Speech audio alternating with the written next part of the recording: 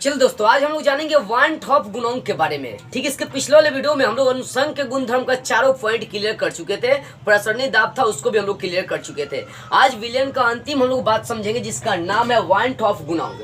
देखो, one top गुणांक क्या था? वन टॉप गुणांक, ये वन टॉप नाम के एक वैज्ञानिक थे।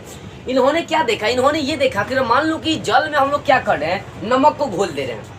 समझिएगा, जल में नमक का एक अणु घोल रहे हैं, मतलब इसका एक मोल घोल रहे हैं, तो ये जल में टूटकर दो मोलों में चेंज हो जाता है। देख सकते हैं यहाँ पर अगर मोल देखेंगे तो यहाँ पर एक मोल है, ठीक है, एक मोल है। लेकिन यहाँ पर अगर देखेंगे ये आरचे साइड में, तो यहाँ देखिए एक और एक दो मोल में टूट जा रहा है, ये दो मोल बन जा रहा है। तो इनको थोड़ा सा यही अच्छा नहीं लगा, ये कमी देख रहे थे।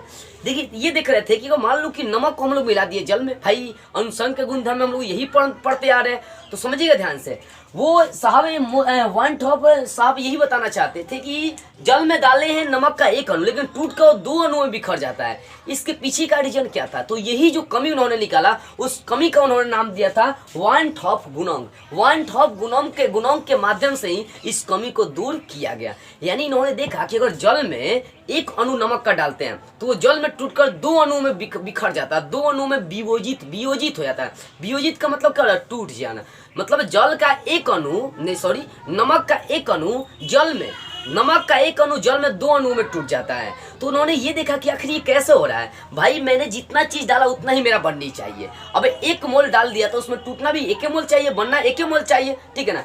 तो उन्होंने ये कमी देखा कि ऐसा नहीं हो पा रहा, तो इस कमी को उन्होंने दूर करने के लिए एक गुणांक दिया था, इसका नाम पड़ गया था वन टॉप गुणांक। क्या? समझिए एक बार फिर से। उन्होंने देखा कि जब किसी ठोस पदार्थ के कण को जल में घुलाते हैं तो जितना मोल हम लोग डालते हैं उससे ज्यादा मोल आता है, नहीं तो कम ही मोल आता है।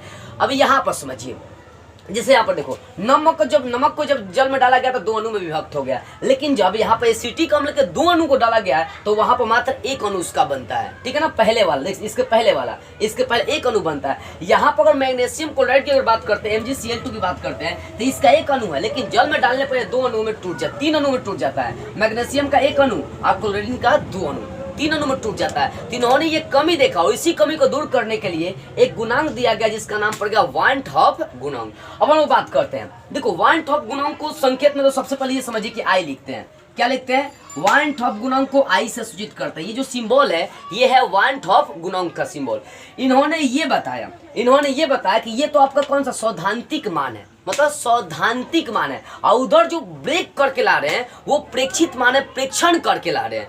तो उन्होंने देखा कि जो सैद्धांतिक मान आ रहा है, जो प्रेक्षण मान आ रहा है, प्रेक्षित मान आ रहा है, इन दोनों में डिफरेंस पड़ जा रहा है। या तो इधर कमी हो जा रहा है, नहीं तो उधर कमी हो जा रहा है, या तो इधर बढ़ जा रहा है, नहीं तो उधर बढ़ जा रहा है। तो उन्होंने सैद्धांतिक मान, मतलब जो दिया गया मान है, और जो प्रेक्षित मान, उसका प्रेक्षण करके लाया गया वो मान, दोनों में अंतर पड़ जा रहा है। तो उन्होंने ये बताया कि वन टॉप गुणांक का जो मान है ना, वो प्रेक्षित मान, प्रेक्षित यहाँ पर देख सकते हैं मोल कितने, 1 1 2 है। अगर इसकी बात करते हैं, एक नंबर की बात करते हैं, एक नंबर का आंसर समझिएगा। यहाँ पर वन टॉप गुणांक कैसे निकालेंगे? तो ये प्रेक्षित मान और जो तीर चिन्ह है एरो, उसके पहले सैद्धांतिक मान। तो उन्होंने देखा कि जो सैद्धांतिक मान है, जो सैद्धांतिक अनुसंख्य गुण है, जो प्रेक्षित अनुसंख्य गुण है, दोनों में अंतर पड़ जा रहा है। उन्होंने देखा ये प्रेक्षित कितना, प्रेक्षित अनुसंख्य गुण कितना है? 1 1 2 है टोटल, ठीक है ना। और उसके बाद सैद्धांतिक कितना है? इधर 1 है, तो 2/1, यानी बोले कि कमी कितनी की आएगी? 2 की आएगी।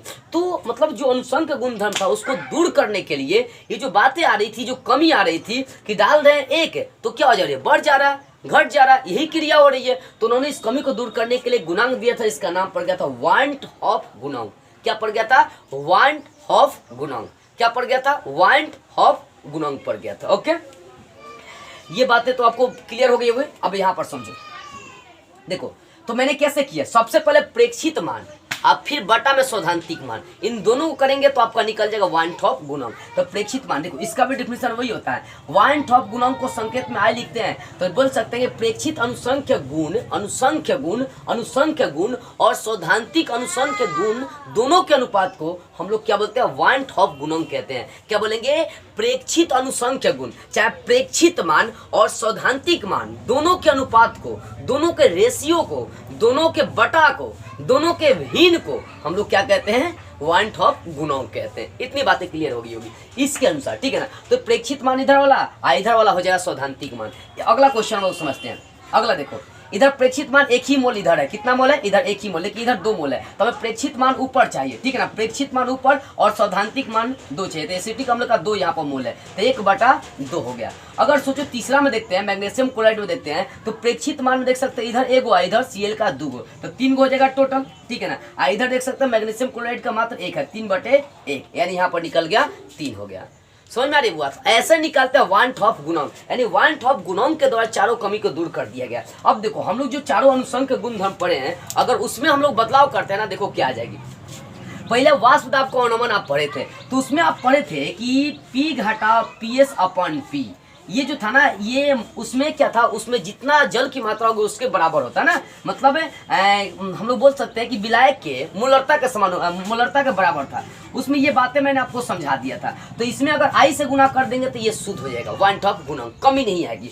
दूसरा का हम लोग क्वथनांक का उन्नयन पढ़े थे, तो उसको डेल्टा TB से सूचित करते हैं। उसमें बताया गया था डेल्टा TB आप बराबर क्या था, डेल्टा TB बराबर KBM था ना, KBM। तो यहाँ पर सोचो KB ये नियतांक क्या था और M क्या था, उसमें मोलरता था। तो इसमें भी अगर I से आप गुना कर देंगे तो इसकी भी कमी दूर हो जाएगी। जो तीसरा का आप सूत्र पढ़े थे हिमांक का नंबर, उसको डेल्टा TF से सूचित करते हैं। इसमें एक नियतांक KF आया था और भी मोललता के समानुपाती था, तो इसमें भी आप I से गुना करेंगे, इसकी भी कमी दूर हो जाएगी। ऐसे ही अगर चौथा बात करेंगे प्रसरणी दाब, तो ठीक इसके पिछले वाले वीडियो में पढ़ाया था, उसमें आप पढ़े थे कि पाई बराबर आता है CRT, तो इसमें भी आप I से गुना करें, इसकी भी कमी दूर हो जाएगी। तो उन्होंने जो कमी देखा था कि जब किसी ठोस कण को जल में डाल रहे हैं तो यहाँ पर उसकी मात्रा बढ़ जा रही है या घट जा रही है। जैसे नमक को जल में डालकर उन्होंने देखा तो बोला कि वो वियोजित हो जा रही है, आयनों में टूट जा रही है, मतलब 1 मोल डाल दिया नमक का तो आयनों में टूटकर वो 2 मोल बना दिया है। देख सकते हैं एक इधर है और इधर 2 मोल है। तो उन्होंने ये कमी देखा, इस कमी को दूर करने के लिए एक गुणांक दिया था, इसका नाम पड़ गया था वन टॉप गुणांक। वो अपने ही नाम पर इसका नाम रख दिए थे, ठीक है ना, वन टॉप गुणांक।